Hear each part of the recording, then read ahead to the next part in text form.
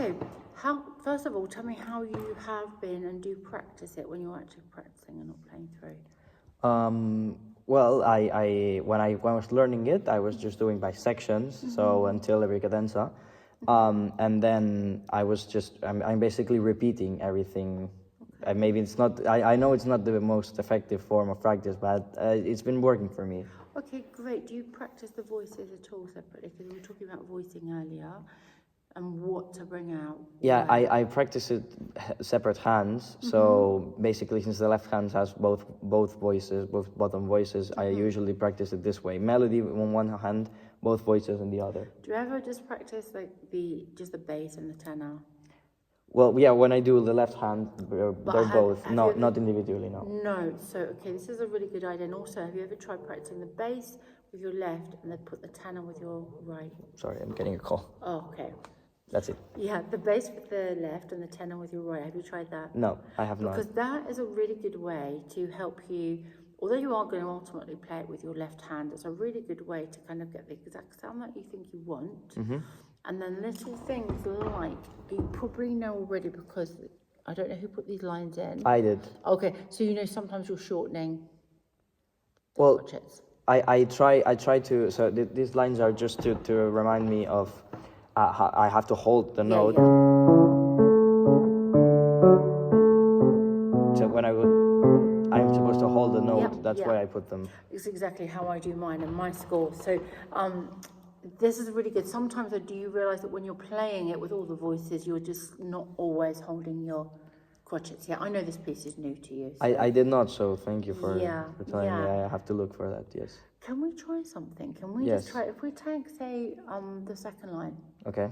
And we just try doing the bass with the left and the tenor with the right. Okay. So that you can just think about how you want to weight it. Because obviously when you put it all in one hand, you have technical, things, considerations as well. So it's good to hear it exactly how you want to hear it and then try it then all in the left. Let's just do that with one line.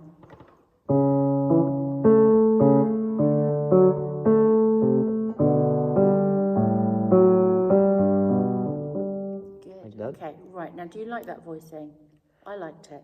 Yes, it's nice. I mean, it's what's written, basically. Yeah, and I could hear, we were talking before about what should come out where, but I could hear that you are bringing out the different textures. Can you put that all into your left hand now? Just play that left hand.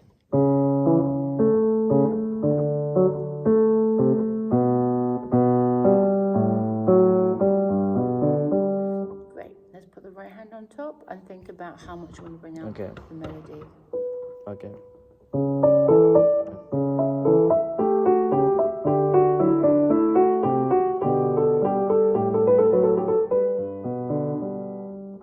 Good. Sometimes your thumb's so light. Are you being so careful not to bump your thumb? Yes. Marcos has given me this maybe a fear of doing what he calls like, I don't know how to say it, like hitting the keyboards, like when the thumb is usually heavier, so I'm very careful not to do something like that. Yes, so the thumb is the heaviest finger, quite correctly when you say that, and obviously it's harder to control, particularly if your hand is stretched out, which is why it's really good when we do this thing in with the left hand playing one part and the right hand playing the other, even if ultimately we'll play it in one hand, because we are not having to stretch out, so we don't have to do that control thing. So I noticed this time when you put it all on the left, your thumb didn't always sound the way you wanted it to, as it had when you had it.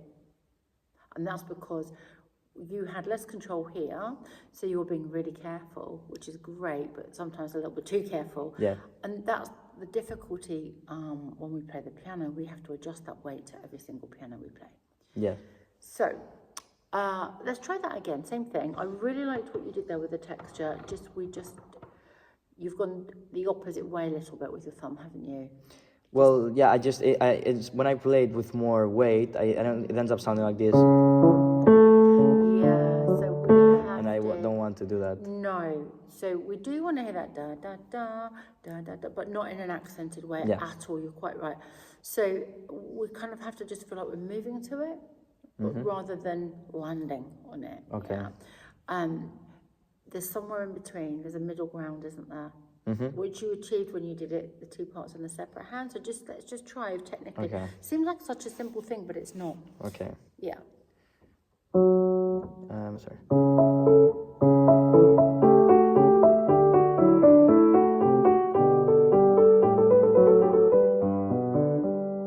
Good. That G sounded. The one before it didn't, did Mm-hmm. it? Didn't Wait. sound at all. This one. Yeah, let me Okay. see why that's not sounding. Is there a stretch? Is there a finger? No, shape there's for just it? it's a perfectly natural chord. Okay. Do you think? Have you tried moving your hand just slightly farther in? Like this. Yeah, just try. Okay.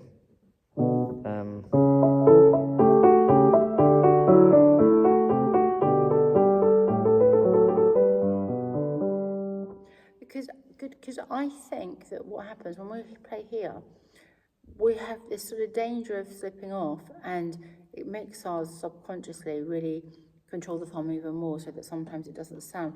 Here you have much more control. Not everybody can fit their fingers kind of here, because some people's fingers are just too big, but you're fine to do that. So that worked better, didn't it? Yeah. I mean, I definitely heard Yeah, they all sounded, and how you wanted them to, without any bumping. So you had really good control there.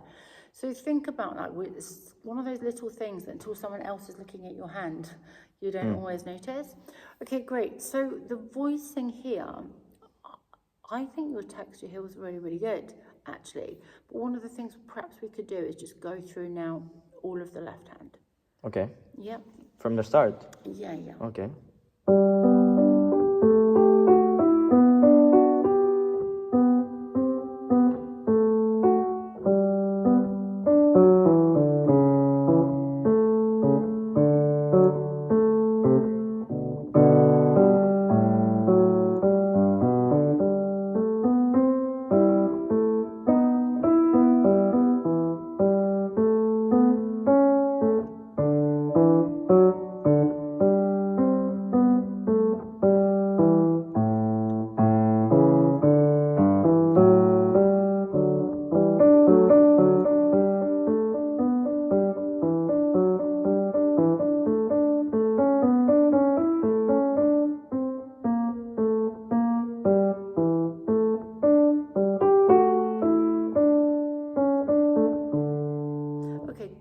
Good.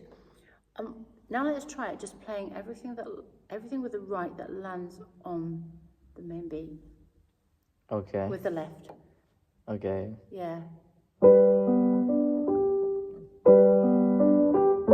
Sorry.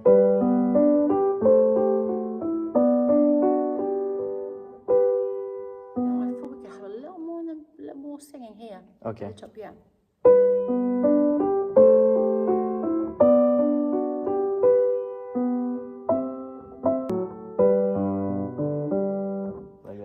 Yeah, like that. Now that you've tried it once, because it's quite hard to think differently like this. Let's do it exactly like that first. Okay. To the same place.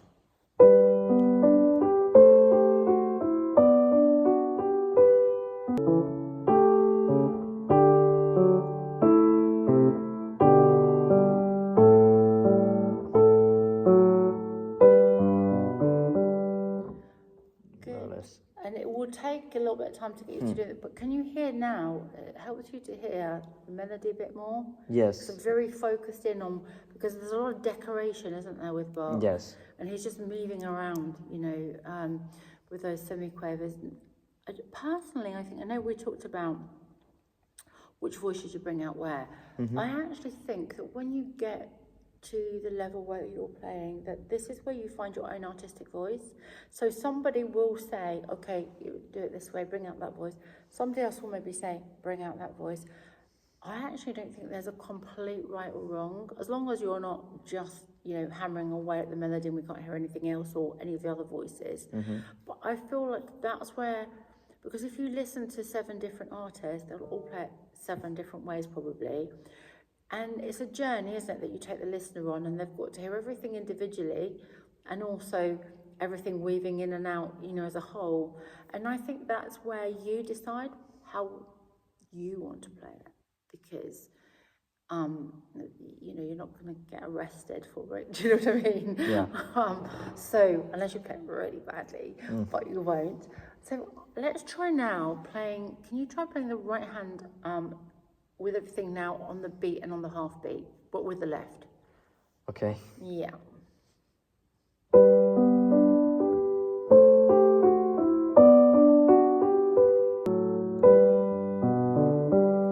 Good. What that helps you do, that's even harder to do. It just helps you to hear what might be a bit superfluous or what you might want to focus on.